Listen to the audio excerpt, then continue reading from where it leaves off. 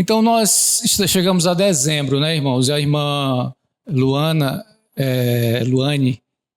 nos fez pensar sobre o mês de dezembro suscita, né, desperta nas pessoas aquela reflexão anual, né?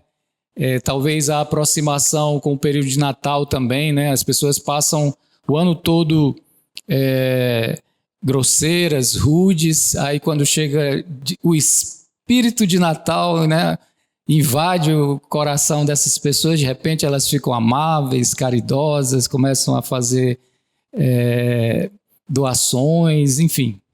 Isso é comum, né, nessa época. Não deveria ser assim, é verdade. Mas o mês de dezembro é sugestivo para que a gente sim faça uma reflexão. Avalie, né, como estamos vivendo a nossa vida.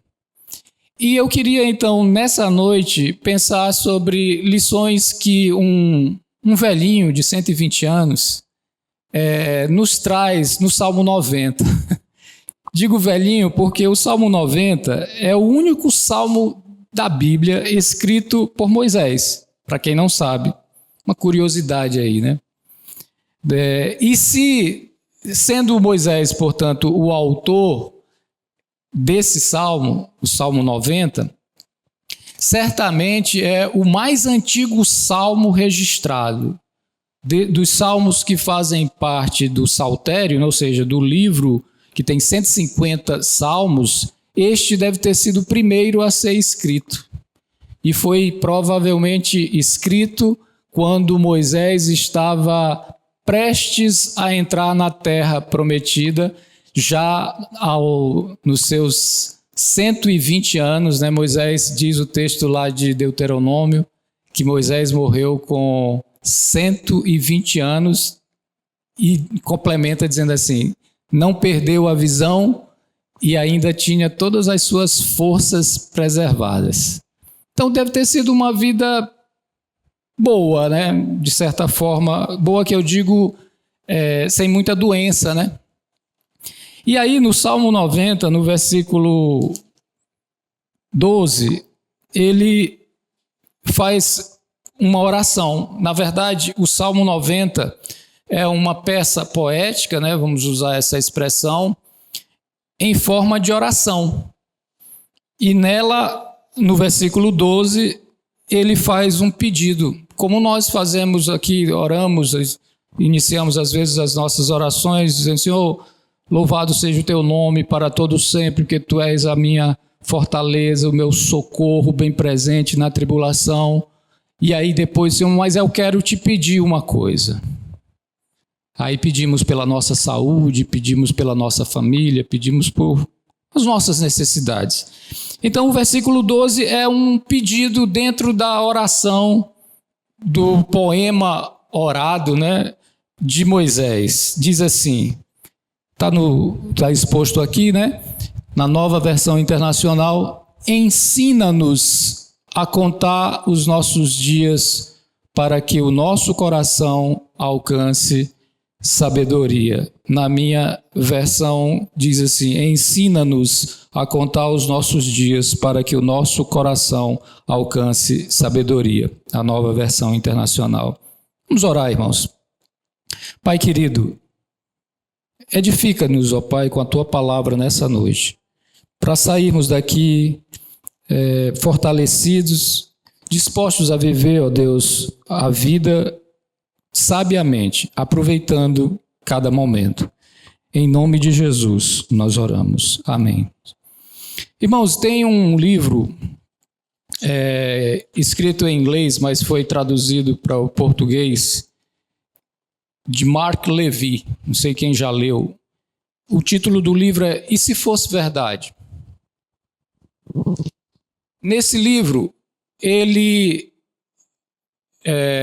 imagina uma pessoa, né, que recebe todo dia $86.400, R$86.400, né, traduzindo para o português ou trazendo para a nossa moeda, todo dia.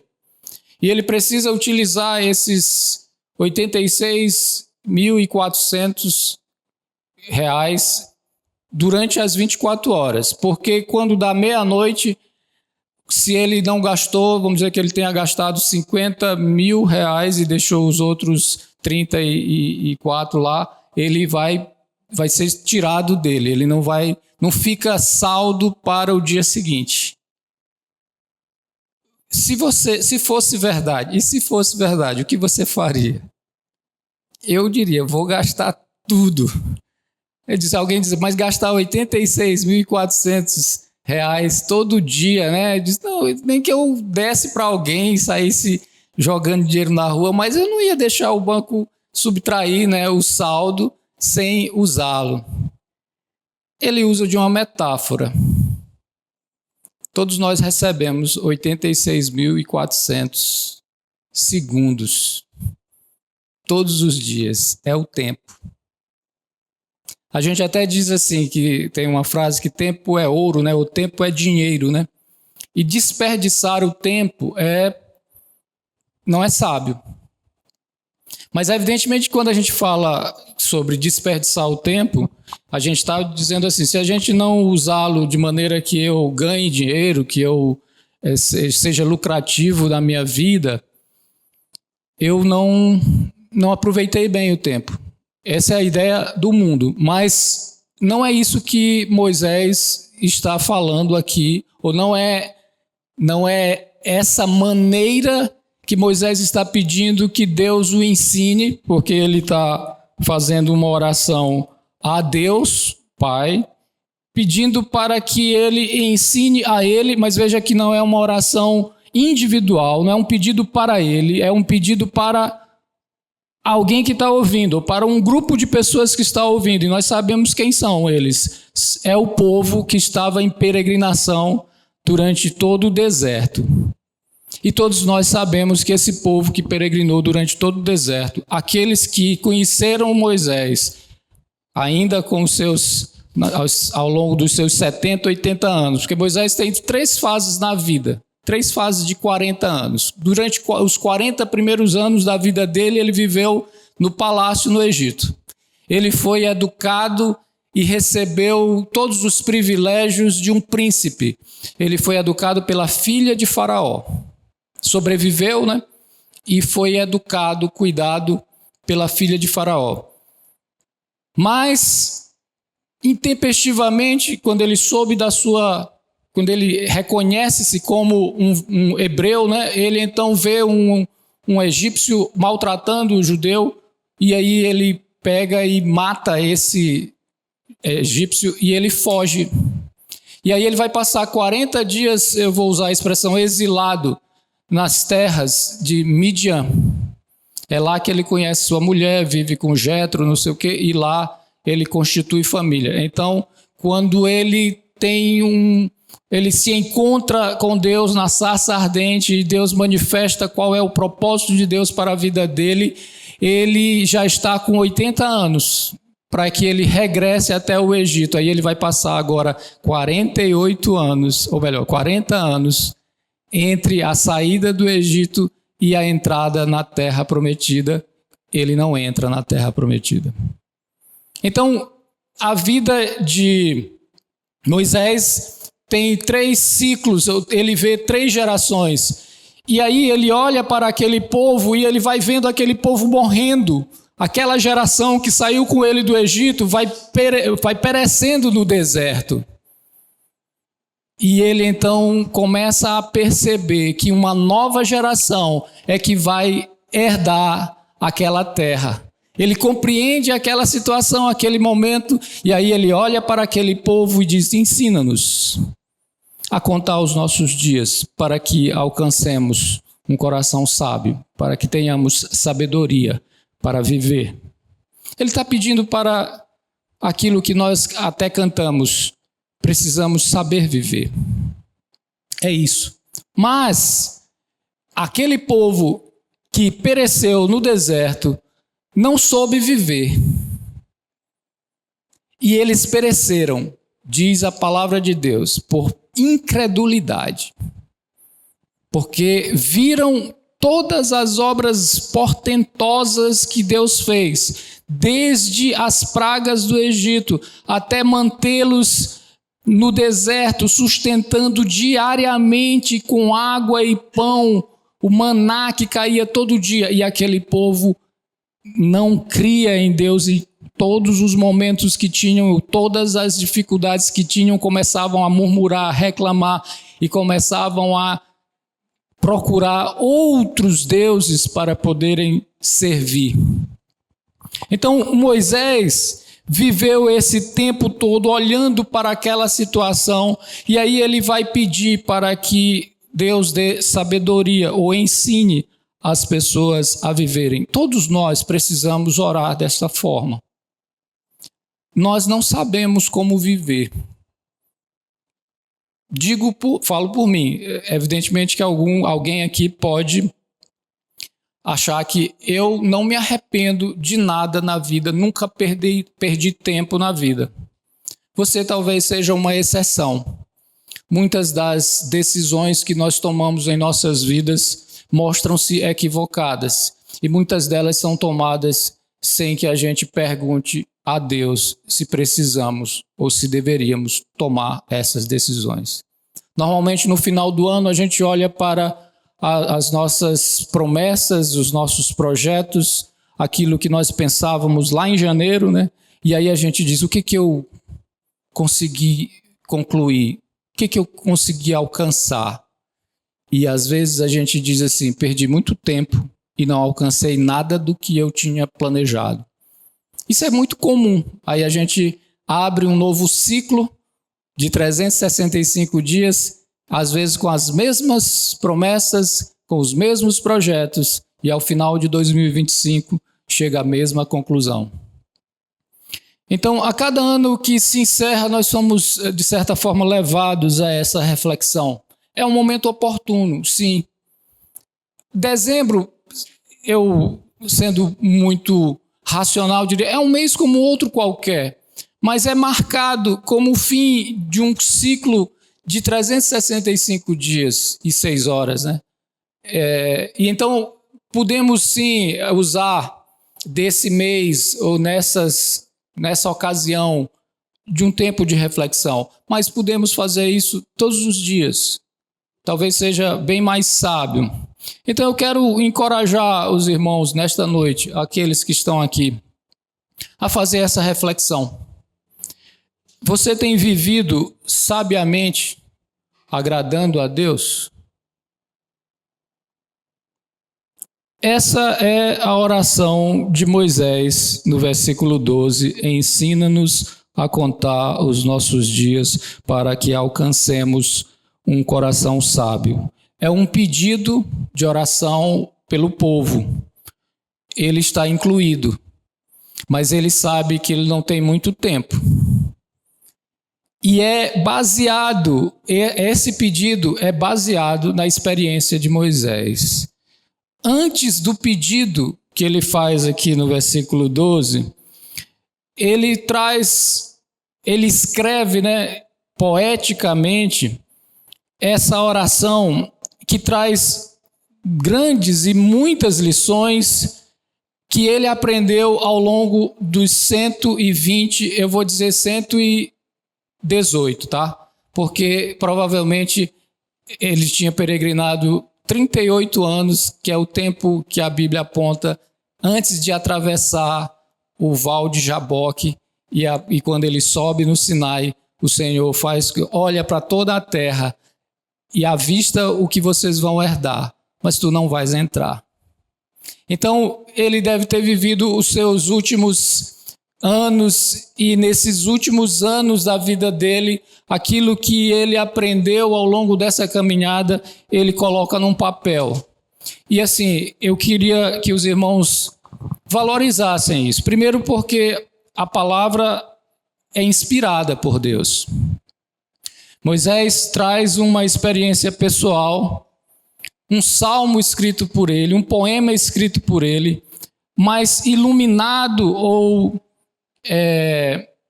Deus revela, Deus mostra a ele Deus o ensinou por meio daquelas experiências, e ele faz então uma espécie de exposição do que ele aprendeu.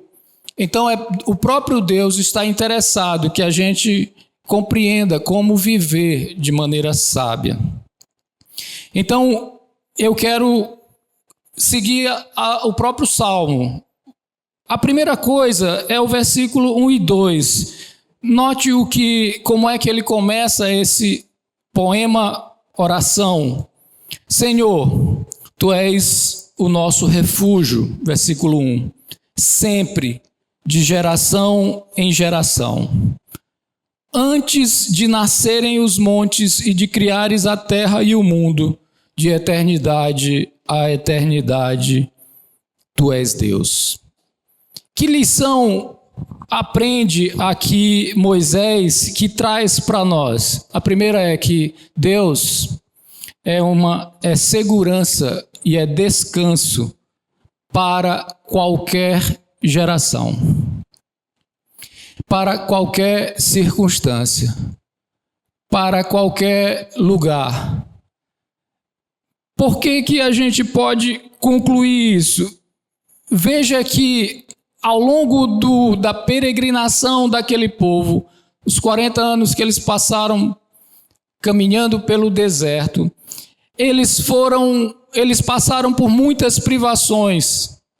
Se os irmãos abrirem, por questão de tempo eu não vou ler, mas se você chegar em casa e ler o capítulo 8 de Deuteronômio, você vai ver que há um versículo que diz assim: ele nos fez passar, é a expressão do povo dizendo que ele nos fez passar fome, passar necessidade. E aí diz assim: para que nós aprendêssemos que nem só de pão viverá o homem. O texto que a gente repete com muita frequência, mas ele está originalmente a primeira vez citada lá em Deuteronômio. Então, em meio às dificuldades, não só em meio às portentosas obras que Deus fez, em meio à perseguição que o exército mais poderoso do mundo fez para com aquele povo foi socorrido, ele foi protegido, ele foi guardado. Durante a noite, uma nuvem, ou melhor, uma luz, um sol iluminava a direção para onde eles tinham que caminhar. Durante o dia, uma nuvem cobria para que eles não morressem de insolação. Amanhecia, tinha maná, e eles queriam comer carne, Deus mandava codornizes.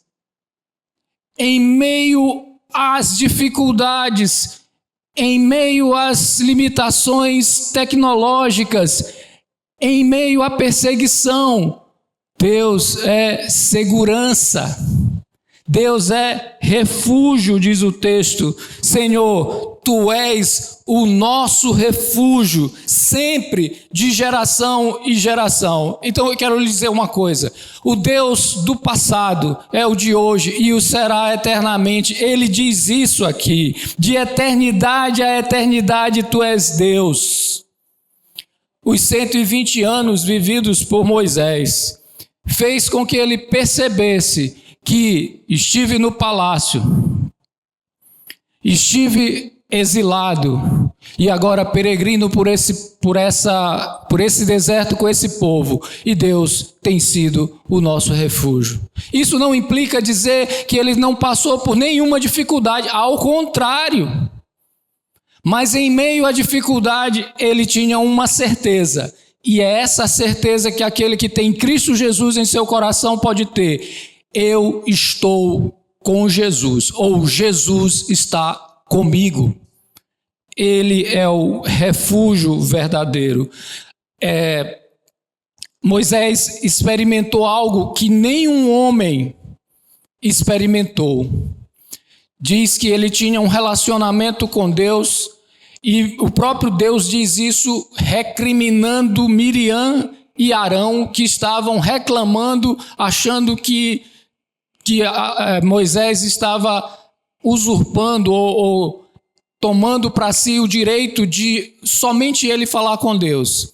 Então, quando Deus procura, que são irmãos dele, né, irmãos de Moisés, Arão e Miriam, diz assim: como eu falo com os outros profetas? Por meio de sonhos, de revelações. Mas com o meu servo Moisés é diferente. Com ele eu falo face a face. É uma experiência que poucos homens podem dizer que tiveram. Na Bíblia só lembro dessa expressão com relação a Moisés. Mas talvez outros tenham tido essa experiência. Acho que o diálogo que Abraão teve com Deus naquela negociação com relação a Sodoma e Gomorra foi um diálogo face a face, até ousado. Mas ele viu a glória e o poder de Deus, mas também viu toda uma geração adulta que saiu do Egito com ele e foi desaparecendo. Mas Deus sempre se mostrou para ele um lugar seguro, um lugar de descanso. Antes, diz o texto aqui, antes dele criar o mundo, os montes e tudo que nós observamos na terra, ele é Deus. Ele já existia e ele existirá eternamente. Portanto, que lição podemos tirar, ou essa primeira lição aprendida por Moisés, que eu creio que podemos sistematizar? Deus é poderoso para nos ajudar em qualquer época, em qualquer geração. Nenhuma mudança que aconteça ou que possa acontecer vai afetá-lo, vai alterá-lo. Sabe o que acontece em nossos dias? Nós paramos de confiar em Deus. Sabe por quê?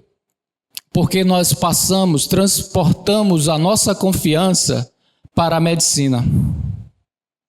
Longe de mim dizer que você deve abandonar algum tratamento, nada disso. Mas a gente vê as condições científicas e tecnológicas dos nossos dias e nós nos confiamos ou confiamos nessas coisas e esquecemos de crer de que os nossos dias são contados e contados por Deus.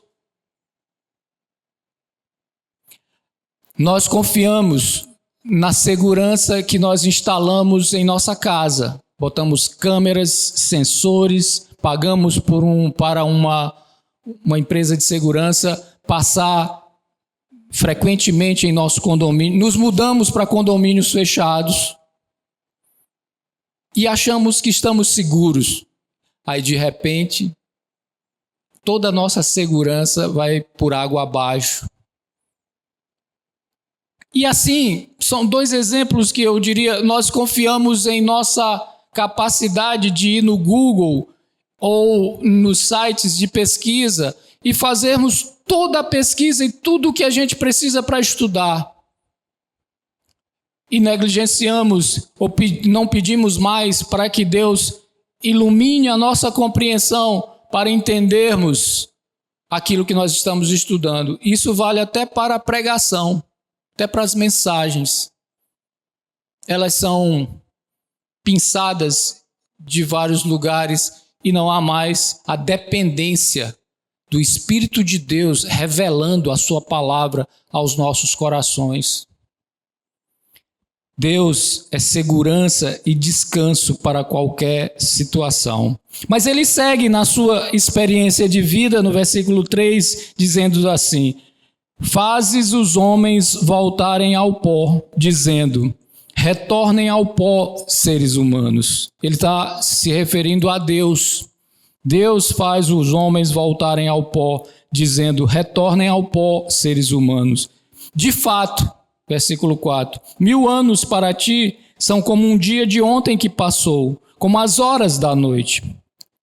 Como uma correnteza, tu arrastas os homens, são breves como o sono, são como a relva que brota ao amanhecer e germina e brota pela manhã, mas à tarde murcha e seca. Que lição, até o versículo 6 aqui, que lição essas palavras nos traz da experiência de Moisés?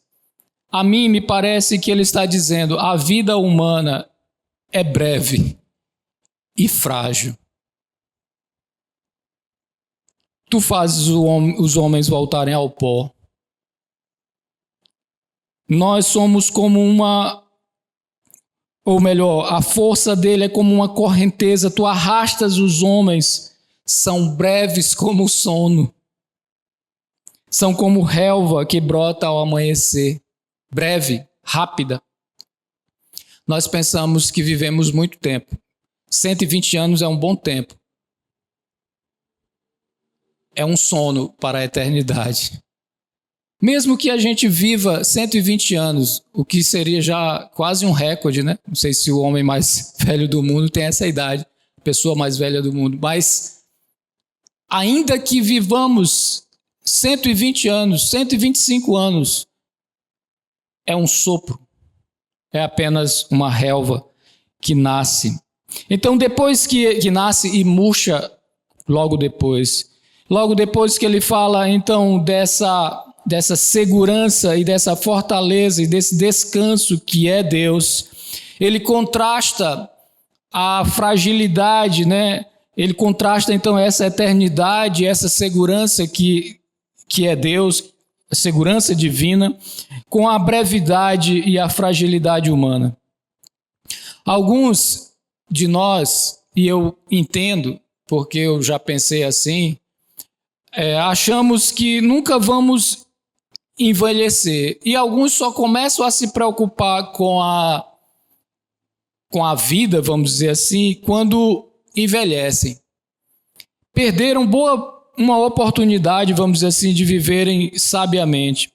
Então, as pessoas só começam, às vezes, a se preocuparem com o envelhecimento somente quando os anos já se passaram. E aí vão acumulando algumas doenças. Não é sábio fazer isso.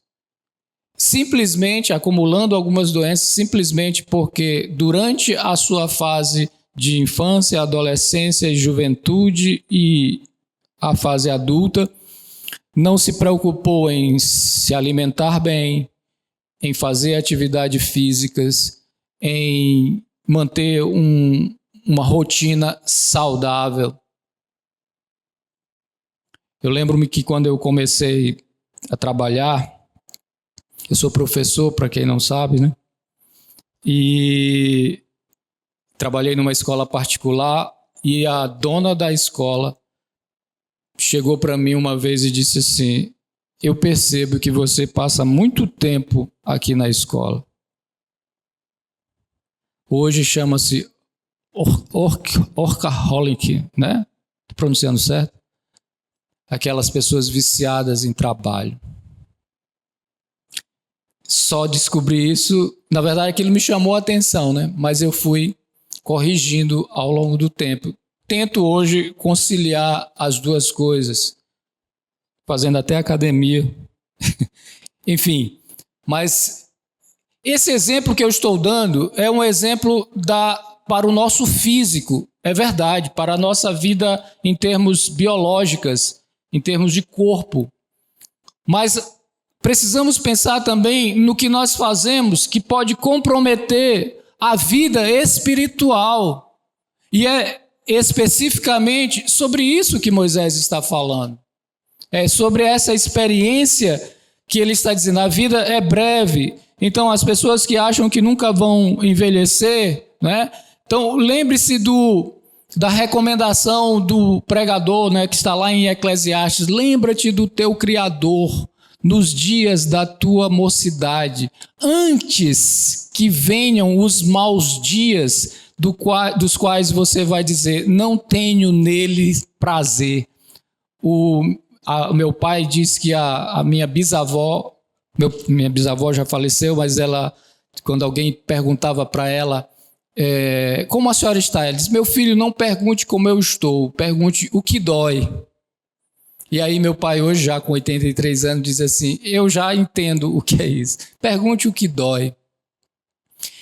Então é preciso saber e reconhecer que nós temos uma vida curta e também que nós somos frágeis, tanto fisicamente quanto espiritualmente. E às vezes nós nos expomos Assim como nós devemos evitar uma exposição à poluição, a exposição à radiação e tantas outras coisas para que a gente tenha uma saúde do corpo, também devemos evitar determinadas coisas que afetam a nossa vida espiritual. Moisés aprendeu isso. É tolice, irmãos, achar que nós nunca vamos envelhecer e morrer. Pensar que nunca vai morrer. Eu sei que nós não gostamos de falar sobre a morte, isso é verdade. E nem devemos ficar nessa neura, né, de ficar toda hora dizendo, eu vou morrer. Não é essa a questão, mas se você não encarar que a vida tem fim, você não é sábio. Há um artigo escrito pelo pastor John Piper. Pastor John Piper teve câncer de próstata. E enquanto ele estava em tratamento, ele não sabia se ia funcionar ou não, ele está vivo, né, sobreviveu. Ele escreveu um artigo dizendo assim, não desperdice o seu câncer. E aí ele fala sobre várias coisas que seria, o que seria desperdiçar o seu câncer. Uma delas ele diz que é assim, se você não considerar que você pode morrer, você está desperdiçando o seu câncer. É claro que é um artigo pessoal e que ele usa a experiência dele como Moisés para ensinar os outros é preciso pensar que a vida é breve e que você é fraco, é frágil. Então, o que nós podemos aprender? Nós somos breves e frágeis. E aqui o texto é até mais contundente. Feitos do pó, voltaremos ao pó com os dias contados. Não sabemos, muito bom isso não saber, mas Deus sabe. Aquele que pode lhe ensinar a ter um coração sábio, sabe quantos dias você tem na sua vida. Peça a Ele para ensinar a contar os seus dias. Então, nós achamos que somos supermans, ou Mulher Maravilha, fortes, capazes, inteligentes. Não duvido, tá? Não estou dizendo que não somos, tá, Theo e Luca? Vocês são, mas a vida é curta. E vocês são frágeis. Estou falando para as duas crianças aqui. Então, é preciso reconhecer as nossas limitações. Cada fase da vida tem suas belezas, oportunidades, responsabilidades. Tem gente que tem síndrome de Peter Pan, não quer envelhecer nunca. Meu filho noivou mês passado e nós já sonhamos com os netos. Já penso em levá-los para passear eu disse, vou estragar, né? Esse é o papel do avô. Acho que Moisés deve ter feito isso com os netos dele. Mas é isso, a lição que Moisés nos traz nesses versículos é: somos frágeis, somos breves, a vida é breve. Então, é preciso considerar essa brevidade da vida. Ele segue no versículo 7 com outras lições. Diz o versículo 7, somos consumidos pela tua ira e aterrorizados pelo teu furor. Conheces as nossas iniquidades. Não escapam os nossos pecados secretos à luz da tua presença. Até o versículo 11. Os anos de nossa vida chegam a 70 ou a 80 para os que têm mais vigor. Entretanto, são anos difíceis e cheios de sofrimento, pois a vida passa depressa e nós voamos. Quem conhece o poder da tua ira? Pois o teu furor é tão grande como o temor que te é devido. Esse versículo, esses versículos que nós acabamos de ler, nos faz pensar sobre que nós precisamos entender que prestaremos contas daquilo que nós fizemos ou que nós fazemos nesta vida. Como assim? O Senhor conhece aquilo que nós fazemos. Nós somos o nosso coração, as nossas inclinações, não só aquilo que nós fazemos visível, mas aquilo que está no nosso interior, no nosso coração, é conhecido de Deus. Portanto, é preciso que a gente saiba se portar de maneira que a gente não comprometa a nossa eternidade. O que fazemos aqui, nesse curto tempo, nessa breve passagem que nós temos aqui, repercute para a eternidade. As palavras nos faz perceber o pecado humano. Ele diz: conheces as nossas iniquidades. Não escapam os nossos pecados secretos à luz da tua presença. Então ele está falando do pecado humano, e o pecado humano traz o quê? Traz ira. A ira de Deus. Alguém vai dizer assim, palavra muito dura para se referir ao comportamento de Deus. É a palavra que está aqui traduzida. Mas diferente da ira humana que se excede, que ultrapassa os limites, que mata, a ira de Deus, ela é santa, ela é justa, ela é necessária, ela é merecida. Deus não faz nada que não seja correto. Ele tem o peso exato da mão para nos corrigir. Nós aqui pensamos e dizemos e apregoamos ao mundo que Deus é amor, e pensamos que Deus, sendo amor, não nos castiga ou não nos corrige, e não é verdade, porque a própria palavra de Deus nos diz assim: qual o pai que não corrige o filho? E o corrige não porque quer que ele sinta dor. Às vezes não, ou pelo menos deve ser sempre assim. O pai, o espelho de pai é Deus. Nós deveríamos nos comportar parecidos com Deus quando castigamos com a vara. Hoje, perigoso falarmos sobre isso, mas o fazemos para que o nosso filho perceba que existem consequências para aquilo de errado que ele fez. Se não for necessário a correção com a vara, pode ser uma conversa dura. Mas de qualquer forma, é preciso que ele aprenda que o pecado traz consequências. Um pai precisa irar-se, mas não pecar, quando vê o seu filho no caminho errado, sob pena de depois arrepender-se de não ter corrigido o seu filho. Quantas famílias estão destruídas por falta de um grito? Nós usamos essa frase: por causa de um grito se perde uma boiada.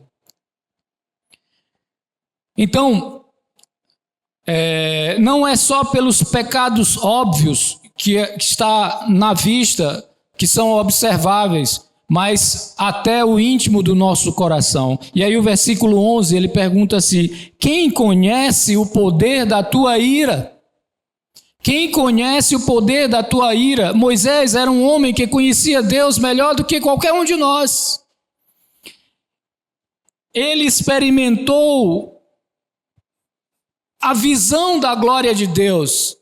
Moisés, quando se depara com a sarça ardente, Deus diz para ele: tira a sandália dos teus pés, porque o lugar que tu estás é lugar santo, e vira o teu rosto para que tu não vejas, tu vai ver só a minha sombra passando.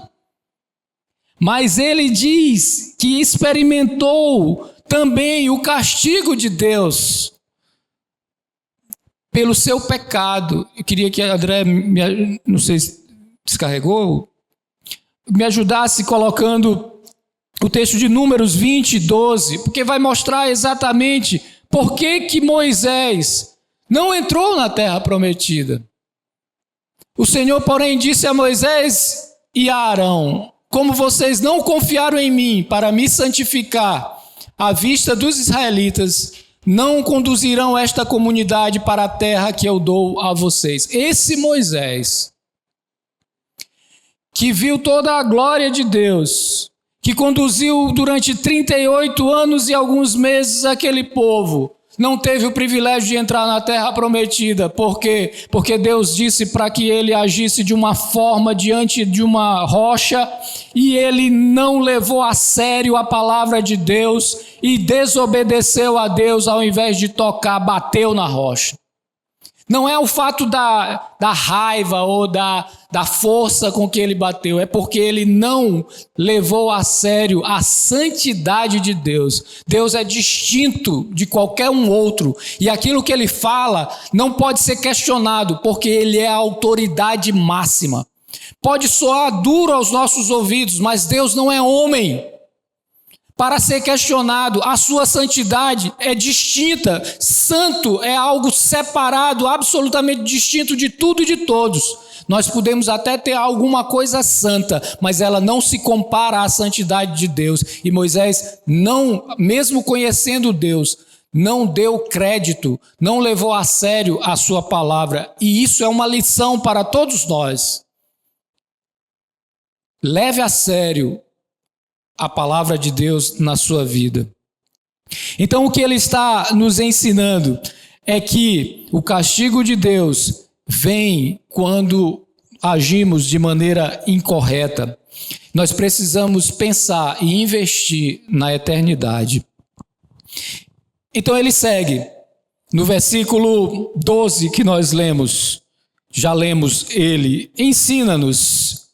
Então o que ele está querendo dizer? É preciso buscar a orientação do Senhor, a orientação de Deus.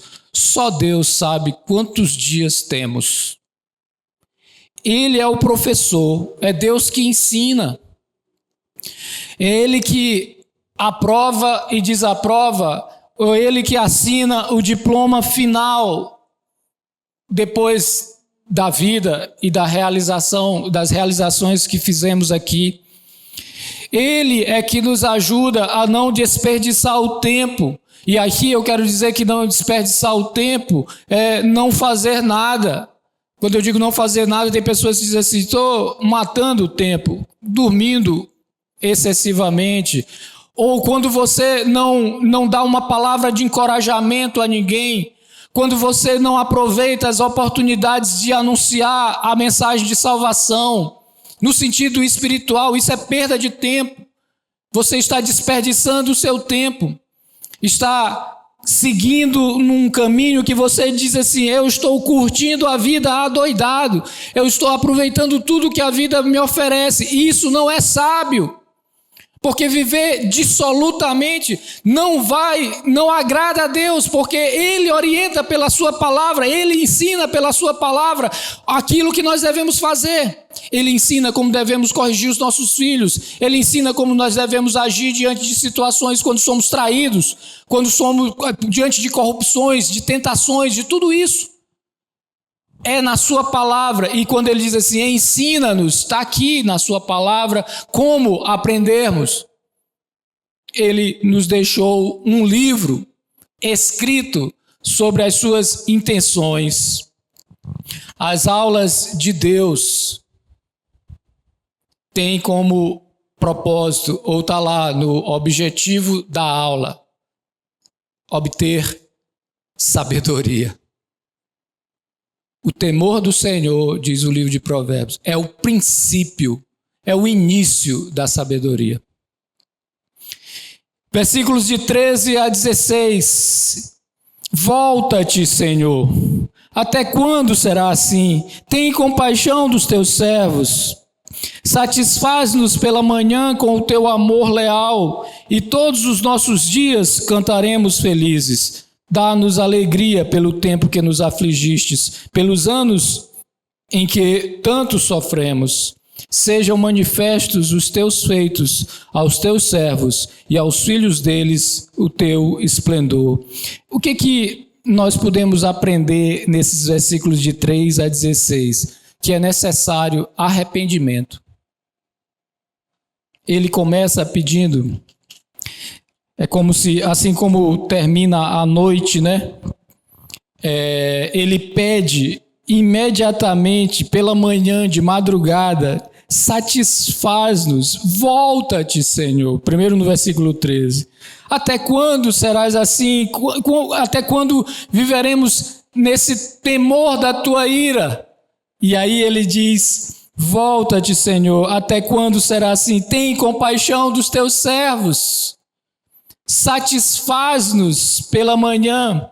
Então é como se ele pedisse que após a noite tenebrosa, assustadora, em que vivemos com medo por conta das nossas iniquidades, ele então diz: Senhor, traz a tua misericórdia, a tua graça, porque como tu és um Deus que é Deus de eternidade a eternidade, que ele já tinha citado no versículo 2, que ele então, por meio dessa misericórdia, que não tem fim, que se renova a cada manhã, grande é a tua fidelidade, a tua benignidade, a tua bondade, a tua misericórdia, que ele conceda alegria ou a sua bênção pelo tempo que eles já tinham sido afligidos, diz no versículo 15, dá-nos alegria pelo tempo que nos afligiste, pelos anos em que tanto sofremos, essa angústia de ver aquele povo morrendo desobediente, esses anos que nós passamos pelo deserto desobedecendo a tua palavra, mas agora nós nos arrependemos e restaura a nossa sorte. É mais ou menos isso que ele está dizendo, mas da onde, em que ele se baseia para poder pedir a restauração da alma daquele povo e dele mesmo? Do arrependimento verdadeiro. Arrependei-vos, pois, e convertei-vos. São palavras do próprio Jesus para todos nós. Essas palavras evidentemente foram direcionadas para aquele povo, mas elas se aplicam a nós hoje. Ainda hoje é necessário arrependimento. Então era preciso, diz o versículo 16, que o povo percebesse a graça e a boa vontade de Deus para com eles, porque ele diz assim: sejam manifestos, que eles vejam os teus feitos, os feitos que fizeste aos teus servos e aos filhos deles o teu esplendor. E aí ele conclui no versículo 17: esteja sobre nós a bondade do nosso Deus soberano, consolida para nós a obra de nossas mãos, consolida a obra de nossas mãos. Então Moisés tinha pedido nos versículos anteriores para que a partir das experiências vividas, a pureza, a alegria e a beleza de Deus também fossem vistas ou fossem características de todos os filhos de Deus.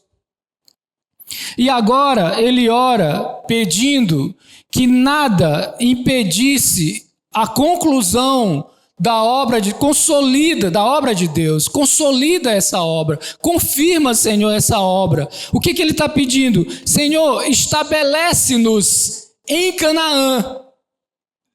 Do ponto de vista imediato é isso. Senhor, completa isso. Nos faz entrar nessa terra.